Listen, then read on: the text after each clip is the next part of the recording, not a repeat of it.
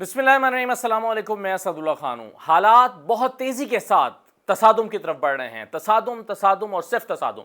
जो कुछ आज हुकूमत ने किया है और जिस तरह से अदलिया पर एक ही दिन में 2 बड़े हमले किए हैं, इससे 3 जो बड़े इदारे हैं वो एक दूसरे के सामने आन खड़े हुए हैं। 3 इदारों के दरमियान तसादुम का ख़तरा पैदा हो गया है, बल्कि खतरा नहीं, तसादुम शुरू हो गया है। और सिर्फ इदारे ही नहीं, बल्कि आप देखिए कि एक इदारे के अंदर बैठे हुए अफराद भी आपस में तकसीम होने का, जो कि पहले एक तकसीम मौजूद है, लेकिन मज़ीद अफराद को लड़ाने का की हुकूमत ने एक साजिश की है, हुकूमत ने एक चाल चली है। क्या हुआ है आज और किस तरह से मैं कह रहा हूँ कि बहुत तेज़ी के साथ हालात तसादुम की तरफ जा रहे हैं। देखिए, आज एक चीज़ तो ये की है कि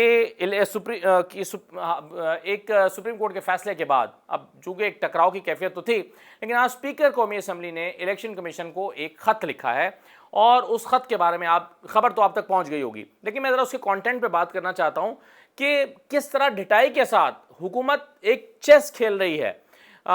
सुप्रीम कोर्ट के फैसलों के आगे बंद बांधने की रोज़ एक कोशिश कर रही है।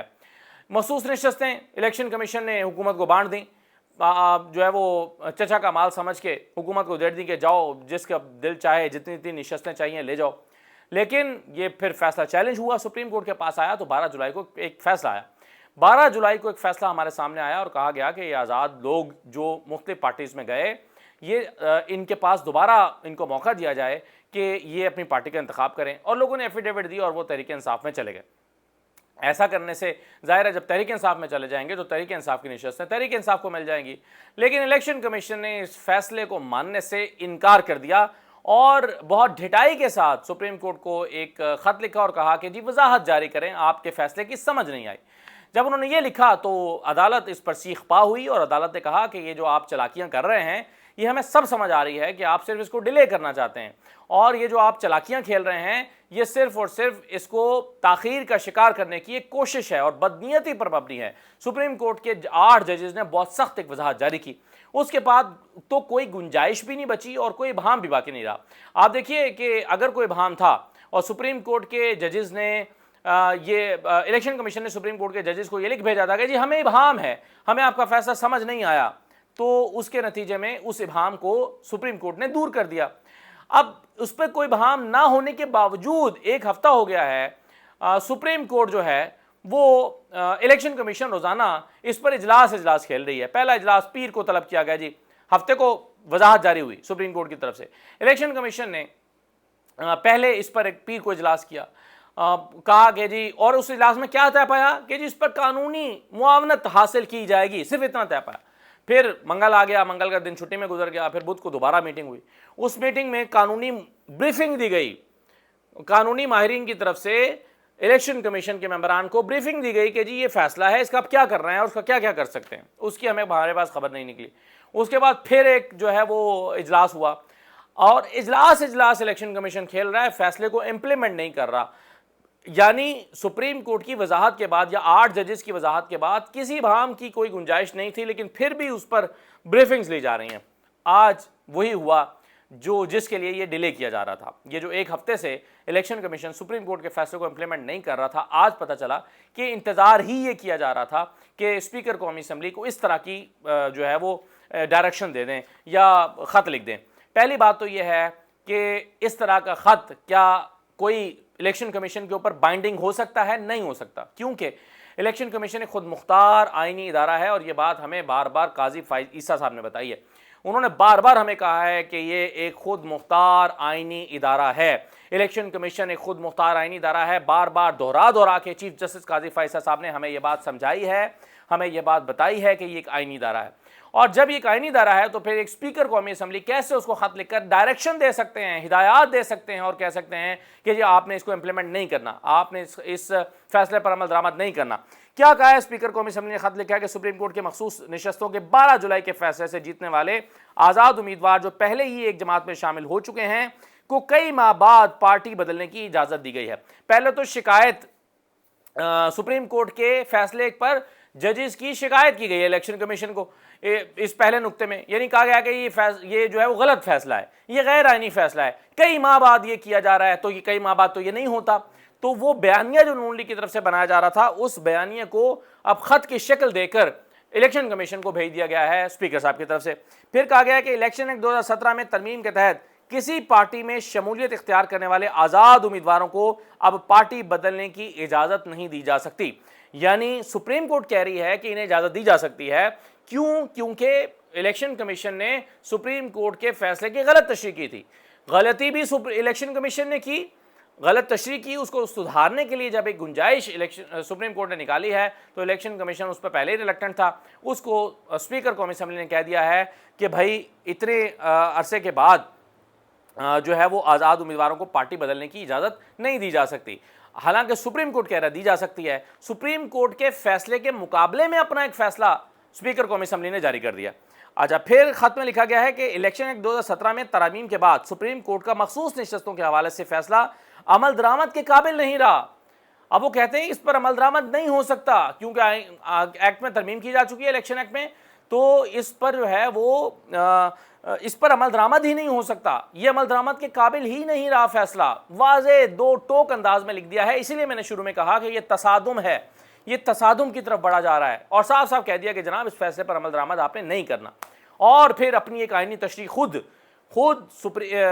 قومی اسمبلی کے اسپیکر نے کر دی ہے۔ وہ کہتے ہیں کہ ترمیم شدہ الیکشن ایکٹ کو سپریم کورٹ کے فیصلے پر فوقیت حاصل ہے۔ یہ ایک ایسا آئینی نکتہ ہے جس کی تشریح تو سپریم کورٹ نے کرنی ہے کہ بھائی کس سے فوقیت حاصل ہے، سپریم کورٹ کے فیصلے کو فوقیت حاصل ہے یا سپریم کورٹ کے فیصلے کو غیر مؤثر بنانے کے لیے الیکشن اور جو قومی اسمبلی کی طرف سے کی جانے والی قانون سازی ہے اس کو فوقیت حاصل ہے۔ یہ تشریح خود سپریم کورٹ نے کرنی ہے، لیکن یہ تشریح قومی اسمبلی کے اسپیکر کر رہے ہیں اور کہہ رہے ہیں کہ جی اس کو جو قومی اسمبلی کی طرف سے پیش کی گئی ترمیم ہے، پاس کی گئی ترمیم ہے، اس کو فوقیت حاصل ہے، خود ہی یہ فیصلہ سنا دیا ہے۔ پھر اسپیکر صاحب نے لکھا ہے کہ الیکشن کمیشن کی ذمہ داری ہے کہ پارلیمنٹ کی جانب سے بنائے گئے قوانین کا احترام کرتے ہوئے جمہوریت اور پارلیمانی بالادستی کے اصولوں کو برقرار رکھے۔ آرڈر جاری کر رہے ہیں، یہ الیکشن کمیشن کو آرڈر جاری کر رہے ہیں، حالانکہ الیکشن کمیشن کسی کے آرڈر کا پابند نہیں ہے۔ الیکشن کمیشن ایک خود مختار آئینی ادارہ ہے جس نے اپنے خود فیصلہ کر کے اس کو امپلیمنٹ کرنا ہے، وہ قومی اسمبلی کے اسپیکر یا قومی اسمبلی کی ہدایات کا پابند نہیں ہے۔ قومی اسمبلی کے کسی بھی فرد کی طرف سے دیے گئے آرڈرز ہیں وہ الیکشن کمیشن پر بائنڈنگ نہیں ہیں، مگر اس کے باوجود آرڈرز جاری کیے گئے ہیں۔ اب آپ دیکھیے کہ الیکشن کمیشن کے بعد جواز آ گیا۔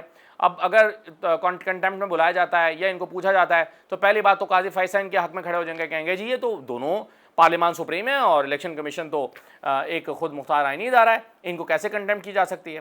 لیکن اگر اس پر 8 ججز جو کہ کانسیکوینسز کی بات کر چکے ہیں کہ اس کے اثرات ہوں گے، کانسیکوینسز ہوں گے، اگر اس کے کانسیکوینسز کی طرف بڑھا جائے گا تو الیکشن کمیشن کہہ دے گا کہ دیکھیے یہ تو قومی اسمبلی کے اسپیکر کی طرف سے ہمیں خط لکھا گیا، ہم کیا کرتے ہیں، ہمیں تو یہ بتایا گیا ہے۔ تو ڈیلے کرنے کے کا جو میکانزم ہے وہ بیسیکلی اس خط کے ذریعے بنایا گیا ہے اور وہ ہمیں واضح دکھائی دے رہا ہے۔ اچھا، دوسری بات یہ ہے، ایک تو یہ ہوا ہے آج، دوسرا یہ ہے کہ پریکٹس اینڈ پروسیجر بل جو کہ عمر عطا بندیال صاحب کے زمانے میں لایا گیا تھا، اور اس کا مقصد یہ تھا کہ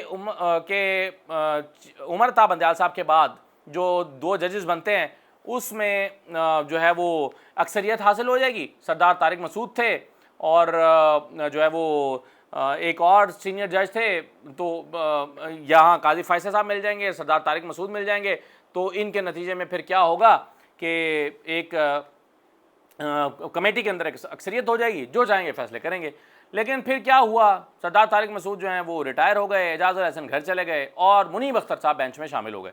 اب منصور علی شاہ صاحب کا بہت سارے حوالوں سے نقطہ نظر وہی ہے جو جسٹس منصور کا ہے، خاص طور پر یہ 8-5 کا جو فیصلہ آیا تھا مخصوص نشستوں والے معاملے پر، جسٹس منصور علی شاہ اور جسٹس منیب کا نقطہ نظر ایک ہے۔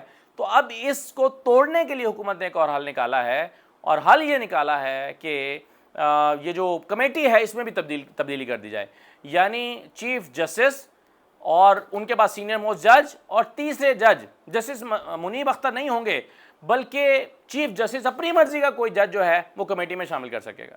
اس کو کہتے ہیں سچویشن اسپیسیفک قانون سازی، یہ پرسن اسپیسیفک قانون سازی، یعنی ایک سچویشن ایسی ہے، یہ دیکھتے نہیں ہیں ہم کہ ایک فرض کریں آپ نے کسی ادارے میں ہائر کرنا ہے، مثال کے طور پہ ایک یونیورسٹی ہے، اس میں آپ نے کوئی وائس چانسلر ہائر کرنا ہے یا کوئی ڈین ہائر کرنا ہے کسی ڈپارٹمنٹ کا، تو آپ پہلے سے ایک بندے کا انتخاب کرتے ہیں، انتخاب کرنے کے بعد دیکھتے ہیں اس کی کوالیفیکیشن کیا ہے. اس نے فرض کریں کہ ملیشیا سے کوئی پی ایچ ڈی کی ہوئی ہے اور یو کے سے اس نے کوئی ڈپلوما کیا ہوا ہے، تو آپ اس کے اخبار میں اشتہار جاری کریں گے کہ ایسا بندہ درکار ہے جس نے یو کے سے ڈپلوما کیا ہو اور ملیشیا سے پی ایچ ڈی کر رکھی ہو.